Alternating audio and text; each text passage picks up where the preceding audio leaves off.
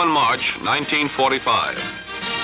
Here at the giant windswept Camp Springs Air Base, close to the capital of a nation at war, Air Force leaders have gathered to pay homage to a fallen comrade, Lieutenant General Frank Maxwell Andrews. Mrs. Andrews has come to receive in her husband's name the honors his fellow soldiers have laid upon him.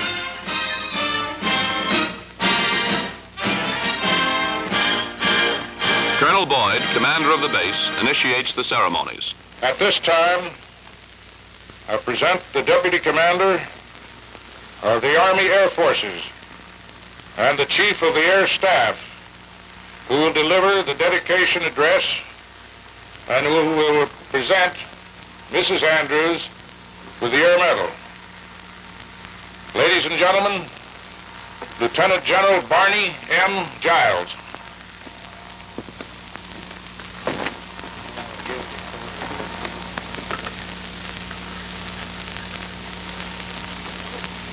Mrs. Andrews, honored guests, ladies and gentlemen, troops, Camp Springs. First, I want to express the regrets of General Arnold in not being able to be here personally. He said that he wanted me to assure you that he would be here in spirit, even though the duties kept him away from being present. The Army Air Forces, as a token of recognition of the flying skill and outstanding leadership, are presenting an Air Medal to Mrs. Andrews. I'd like to have a citation read, please. Citation for Air Medal. Lieutenant General Frank Maxwell Andrews, United States Army, for meritorious achievement while participating in aerial flight from November 1942 to May 1943. During this period, General Andrews was Commanding General of the United States Army Forces in the Middle East from November 1942 to February 1943, and Commanding General of the European Theater of Operations until May 1943. His many airplane flights in Africa and the United Kingdom unified his commands and resulted in complete cooperation in the fight toward the goal of victory over the Axis.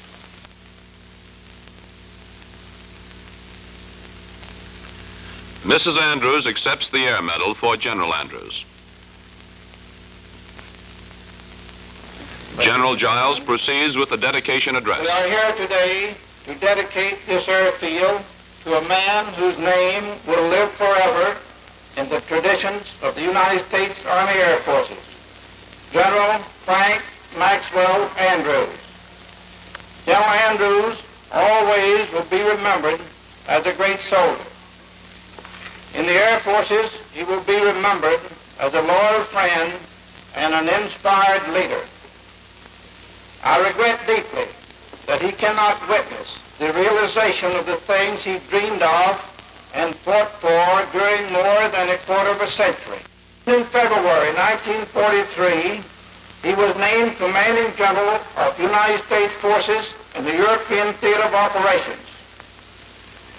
This was a great tribute to a deserving airman, for it was the first time in our history that an air officer was named commander of a combat theater. But it was a job well placed in a man who could be trusted. General Andrews knew the decisive role that air power would play in the war, and he helped fashion our offensive toward the success we have now reached. He was not only a soldier and a friend, he was a great man and a gentleman. Never did he ask his men to undertake a task he would not gladly do himself. He flew with his men and for them. He took the same risks they took. He faced the same danger with the same courage he expected every man fighting for his country. Perhaps the highest tribute that could be paid General Andrews is to say that while he may have been succeeded, he could never be replaced. General Andrews had met his death while flying in the performance of his duties. In May 1943, a Liberator bomber carrying him to Europe bored through dark and dirty weather over the Atlantic. Near Iceland, a British base radioed a warning: weather bad. But the warning had come at a time when America's race from defense to offense had lent added urgency to every minute, and from the bomber had come the laconic reply, continuing. A little while later it crashed, and the Air Force had lost an ill-spared soldier.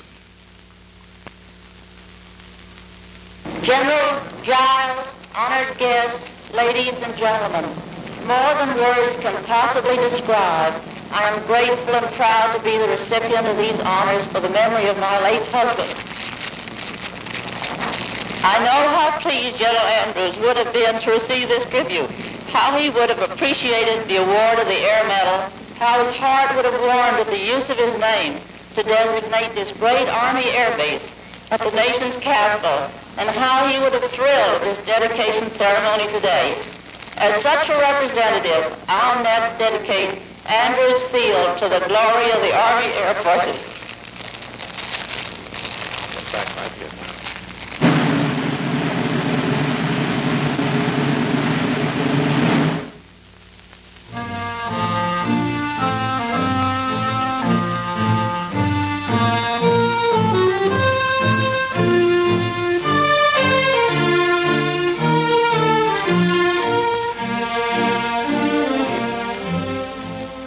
Later in the afternoon, Mrs. Andrews, accompanied by Major General Frank Hunter, mounts the platform to stand beside a silver B-29 as Colonel Boyd reads a message from General Arnold, Commander of the Air Forces.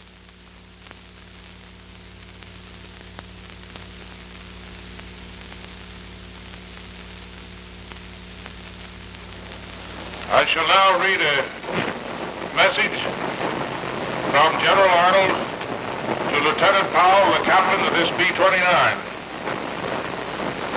This B-29 airplane is dedicated to the memory of Lieutenant General Frank Andrews. To the crew, I commend the life of General Andrews as an example of high devotion to duty, that they may respect the high purpose to which this plane was assigned. And because General Andrews was one of the first to foresee the power of very long-range bombardment, the purpose of the B-29, I hereby direct that the first combat mission in which this aircraft participates shall be officially designated as the General Andrews mission, and to be so enrolled in the history of the squadron to which this plane is assigned. Signed, H. Arnold, Commanding General, Army Air Forces. Lieutenant Powell, I present you this scroll, and the best of luck.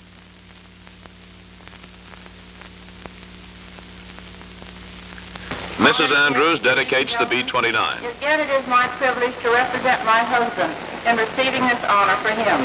It is particularly appropriate, I think, that we should dedicate today this B-29 Super Fortress, which will go into combat against the enemy. We are dispatching this giant of the skies, which was only on paper when the European conflict was started and when General Andrews was taken from us. It is a weapon of which he dreamed flying against an enemy he never had time to meet.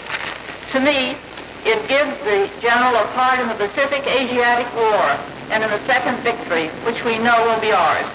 May we speed the Super Fortress on its way in glory with all good wishes, as General Andrews would have done had he been here to see his dreams fulfilled.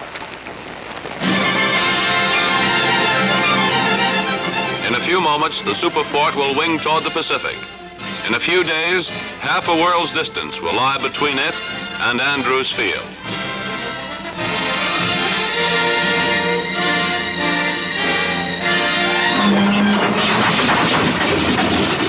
This is perhaps the greatest of all tributes to Frank Andrews.